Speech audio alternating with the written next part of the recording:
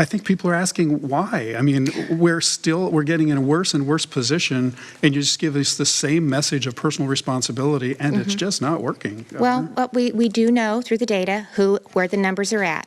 As I said, in Johnson County in 2 weeks. So in 2 weeks, Johnson County went from 9.1% positivity rate to almost 30% positivity rate. In Johnson County, the number of those that tested positive between the age of 18 and 40 went from 59% to 91%. We know where it's at. We know where they're going.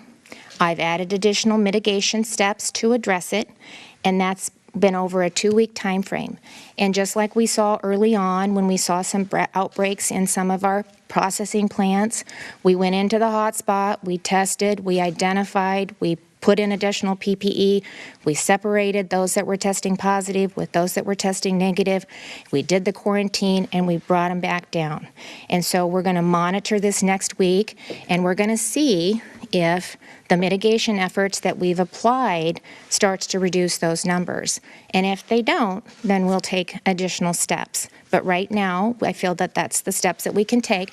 So we know that they're not, they stand very small chances of it really impacting them, and a lot of them are asymptomatic. But when you have numbers that high, David, then it starts to really drive community spread in those areas. And as I indicated, then it starts to impact healthcare workforce, which is a resource that we've been monitoring throughout COVID-19. And so that was another factor that went into us making the decisions that we made.